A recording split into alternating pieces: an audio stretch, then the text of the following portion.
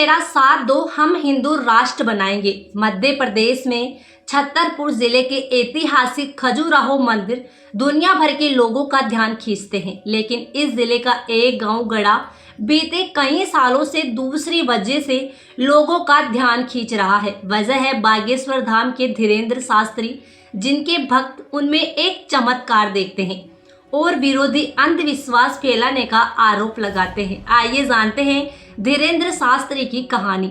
गढ़ा में राम कृपाल और सरोज के घर 1996 में धीरेन्द्र शास्त्री पैदा हुए। 3 भाई बहनों में सबसे बड़े धीरेन्द्र शास्त्री का बचपन से ही पंडिताई में खूब मन लगता था। धीरेन्द्र शास्त्री स्कूल के लिए निकलते लेकिन मंदिर पहुंच जाते। बागेश्वर धाम वेबसाइट के मुताबिक धीरेन्द्र शास्त्री का बचपन तंग हालातों में बीता। कर्मकांडी परिवार था। पूजा पाठ में जो दक्षिणा मिल जाती उसी से 5 लोगों का परिवार चलता। धीरेन्द्र ने अपने दादा सेतुलाल गर्ग से पंडिताई सीखी। फिर एक रोज धीरेन्द्र शास्त्री अज्ञातवास पर चले गए। गढ़ा गांव के एक शख्स ने बताया कि धीरेन्द्र पता नहीं कहां पर 1 साल के लिए गायब हो गए थे। लौटे तो एकदम अलग थे। धीरे धीरे विधेयकों बाहुबलियों का आना शुरू हुआ। आप ये समझो कि ये बने तो कांग्रेस नेताओं के कारण है, पर आज जो हो रहा है उसमें भाजपा का रोल है। वरना 5 साल पहले तो ये साइकिल और मोटरसाइकिल में घुमा करते थे। धीरेन्द्र शास्त्री अब प्लेन और कई बार प्राइवेट जेट से चलते हैं। भारत से लेकर लंदन तक उनका सम्मान होता है। बागेश्वर धाम में मंदिर वाली जगह पर पहले प्राचीन शिव मंदिर था और उसके पास ही बालाजी का मंदिर है। इन लोगों के पास घर द्वार कुछ नहीं था। पास में एक सामुदायिक भवन था जिसमें ये लोग बरसाती डालकर रहते थे, पूजा पाठ करते थे, गांव वाले मदद कर देते थे। धीरे धीरे इन्होंने दरबार लगाना शुरू किया।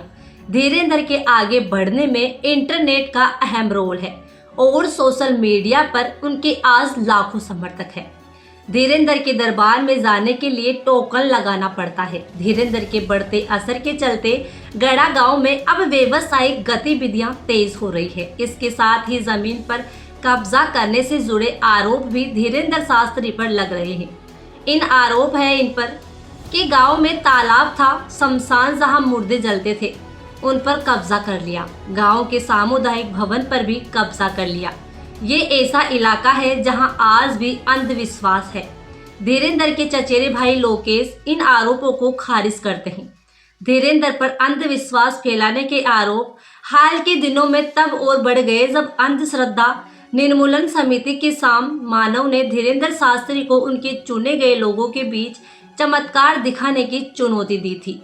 इसके बाद धीरेन्द्र के कार्यक्रम वक्त से पहले रद्द करने और मीडिया में खबरों के आने का सिलसिला शुरू हुआ। अपनी सभा में धीरेन्द्र शास्त्री भूत प्रेतों का इलाज करने का दावा करते हैं। धीरेन्द्र भक्तों की समस्या के अलावा फिल्मों पर भी बात करते हैं और हिंदू राष्ट्र बनाने की भी बात करते हैं।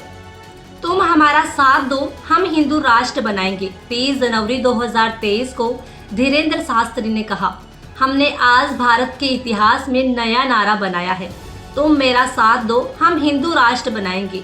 मई 2022 में धीरेन्द्र शास्त्री का एक वीडियो वायरल हुआ था। वीडियो में एक शख्स धीरेन्द्र के पैर छूते दिखता है और धीरेन्द्र शास्त्री उसे रोककर कहते हैं, छूना नहीं, हमें अछूत आदमी है। हालांकि धीरेन्द्र शास्त्री ने बाद में कहा वो ऐसा इसीलिए करते हैं क्योंकि उनके पास बालाजी का गधा रहता है और वो सब में राम देखते हैं। ऐसे में किसी का पैर छूना उनको सही नहीं लगता। इसके अलावा भी धीरेन्द्र के कुछ बयान चर्चा में रहे, जैसे सरकार कब तक गिराएगी, बुलडोजर से हिंदुओं को गिराना होगा। शायद आप सोच रहे होंगे कि धीरेन्द्र शास्त्री जो करते हैं वह असल में है क्या। इस सवाल के कहीं जवाब है। धीरेन्द्र से पूछोगे तो जवाब मिलेगा, हम कुछ नहीं कर रहे, सब बालाजी कर रहे हैं और हमसे करवा रहे हैं। श्रद्धालुओं से पूछेंगे तो जवाब मिलेगा, चमत्कार है। विज्ञान, मनोविज्ञान और जादूगरों से पूछोगे तो जवाब बिल्कुल अलग मिलेगा। एक कला होती है जिसका नाम है मेंटलिज्म। इसे माइंड रीडिंग यानी दिमाग को पढ़ना भी कहते हैं। इस कला को जानने वाला इंसान सामने वाले के हाव भाव, शब्दों के इस्तेमाल, बोली के आधार पर किसी के दिमाग को पढ़ सकता है। ये पूरी कला लोगों के दिमाग के आसपास होती है जिसे कला बोलते हैं। धीरेन्द्र उसे चमत्कार बोल रहे हैं। ऐसा नहीं है कि इस तरह के लोगों की परेशानियों को किसी के कहे या अनकहे चमत्कार से दूर करने वालों में धीरेन्द्र शास्त्री का अकेला नाम है।